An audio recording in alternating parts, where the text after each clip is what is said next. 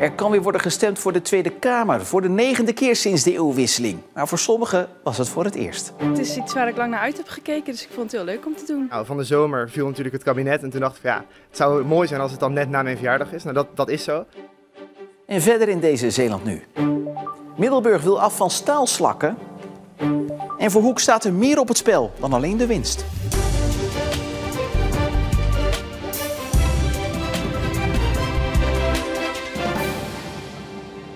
Goedenavond. Bijna de helft van de Zeeuwse kiezers had een uurtje geleden zijn stem uitgebracht. En dat is ongeveer net zoveel als bij de Tweede Kamerverkiezingen 2 jaar geleden.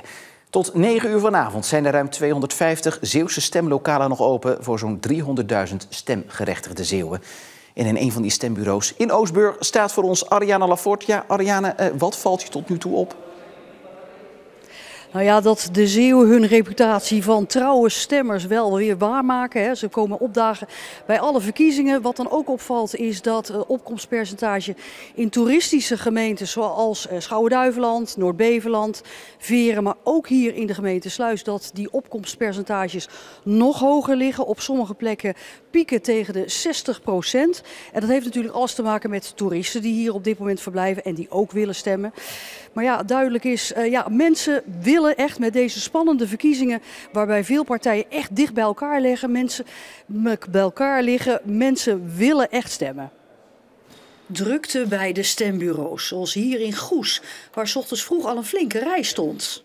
De mensen kunnen nog lekker binnen staan, maar er staat een behoorlijke rij al, die al vroeg hier stonden te wachten om te kunnen gaan stemmen. Bij iedere verkiezingen zijn er ook jongeren die voor het eerst mogen stemmen, zoals Lieke van den Bos, de dochter van de Goese SGP-burgemeester Kees van den Bos. Het is iets waar ik lang naar uit heb gekeken, dus ik vond het heel leuk om te doen. En heb je gestemd op de partij van je vader? Nou, ik maak daarin mijn eigen keuzes, dus wat ik precies heb gestemd, dat hou ik lekker voor mezelf.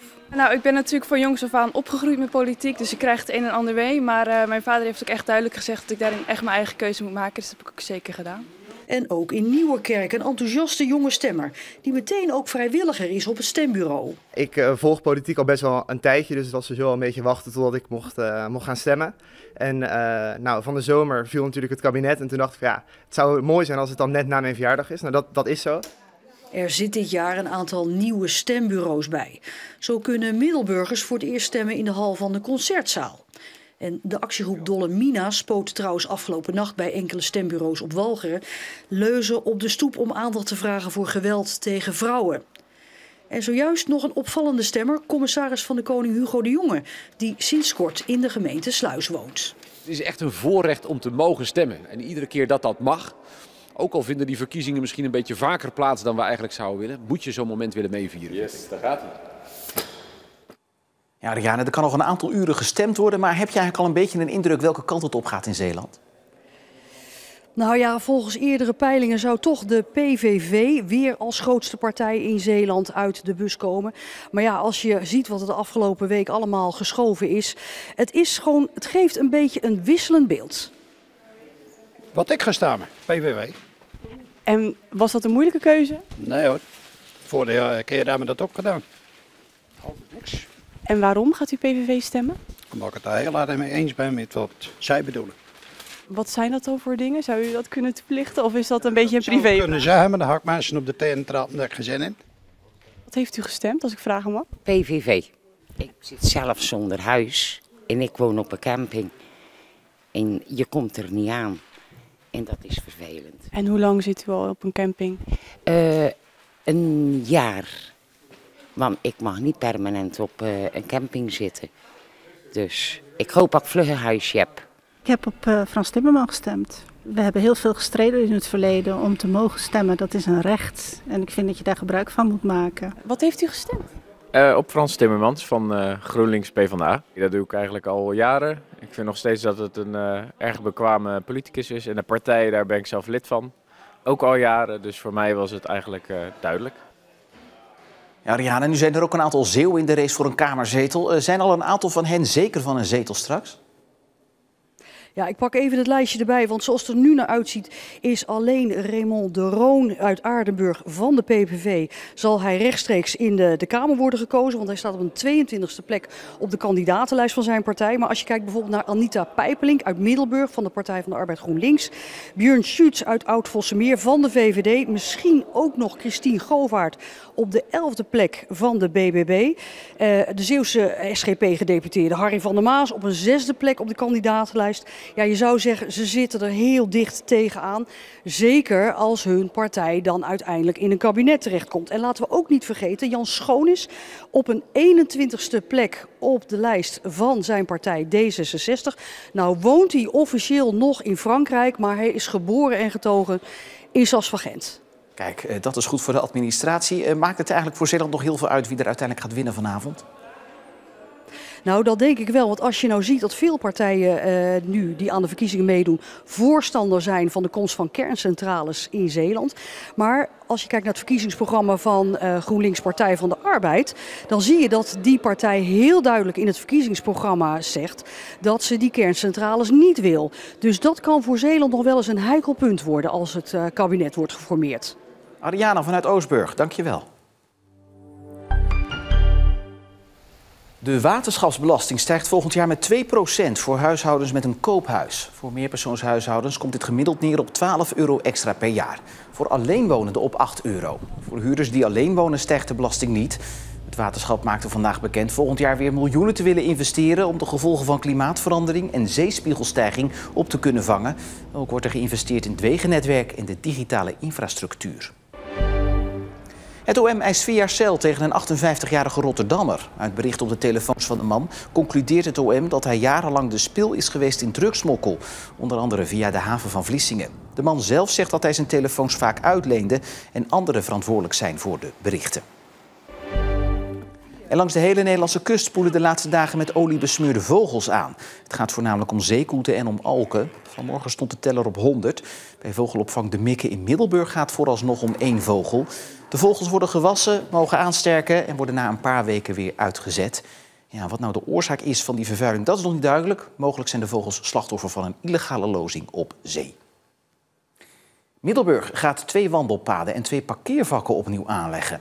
Uit onderzoek blijkt dat er op deze plekken staalslakken zijn gebruikt die schadelijk zijn voor de gezondheid. Staalslakken zijn een restproduct vanuit de staalindustrie en worden gebruikt om onder meer wandelpaden mee te verharden. Dus slecht is voor de natuur, dus dat betekent gewoon niet goed voor de biodiversiteit, niet goed voor de flora en fauna. En voor de mens is het echt gewoon schade tot gevolg voor huiduitslag en bloedneuzen en dergelijke. Ook bij dit wandelpad in Park de Overloper zijn staalslakken gebruikt. Maar dat is niet de enige plek in de gemeente. We hebben in totaal op een stuk of 7 plekken dat dit halfharding liggen. We praten iets over van 1300 vierkante meter. En we zijn gewoon voornemens om dat volgend jaar compleet in één keer weg te halen en te vervangen. Waarom gaat de schop er niet nu meteen in? Nou, we hebben op dit moment zijn er nog helemaal geen klachten van bewoners of mensen of kinderen die daar zijn. En dus voor ons nog geen aanleiding om direct actie te ondernemen. Maar de staalslakken worden wel weggehaald. En daarmee is Middelburg de eerste Zeeuwse gemeente die overgaat tot actie. We willen gewoon dat we gewoon een goede, gezonde gemeente zijn met de gezonde en duurzame producten. En die staalslakken, dat is daar geen onderdeel van. Door al het verkiezingsgeweld zou je het bijna vergeten. Maar vanavond speelt Hoek in het KNVB-bekertoernooi tegen profclub FC Eindhoven. Een kans die niet elk jaar voorbij komt. En naast prestige kan er ook een hoop geld worden verdiend door de Zeeuws-Vlaamse club. We gaan naar Hoek, daar staat verslaggever Jorbe Westraten. Ja, Jorbe, maakt Hoek vanavond eigenlijk kans tegen de profs uit Eindhoven? Nou, als je het aan iedereen hier op het sportpark vraagt, dan heeft Hoek eigenlijk misschien die wedstrijd al bijna gewonnen. En dat ze kans maken tegen Eindhoven is ook niet zo'n verrassing. Want steeds vaker zie je dat clubs uit de tweede divisie een profclub verslaan. En Hoek is sinds dit seizoen een tweede divisionist, doen het daarin heel goed. Afgelopen weekend versloeg het nog IJsselmeervogels, het grote IJsselmeervogels. En na afloop sprak ik toen met trainer Gerard de Nooijer en die denkt ook dat Hoek vandaag een goede kans maakt.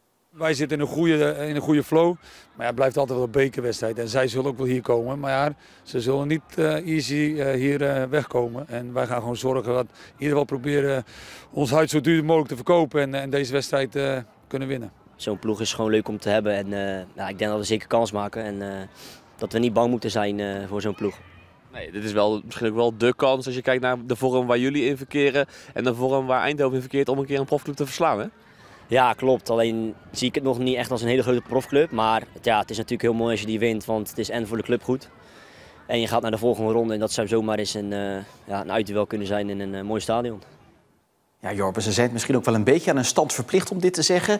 Nu speelde Hoek natuurlijk al vaker tegen profclubs. Hè. In 2022 versloegen ze nog bijna SC Heerenveen. Maar ze speelden ook al eens eerder tegen FC Eindhoven. Dat klopt, in 2005 was Eindhoven hier ook te gast, 20 jaar geleden. Toen verloor Hoek vrij kansloos met 3-0. En één speler deed toen mee die nu de huidige assistent-trainer is van Hoek. En dat is Jeroen van den Broeke.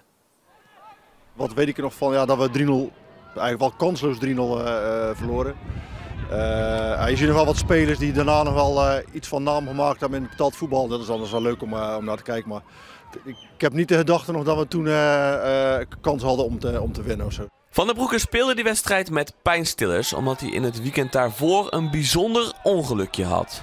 Na een oefenwedstrijd wat lolletjes en dingen en ik pak een krat bier uit de bus en ik stuk van de stoeprand af. En toen zat ik met een dikke enkel, dus het was allemaal nipt om mee te kunnen doen. Maar goed, pijnstillers en dan kan je nog wel veel, dan lukt dat wel.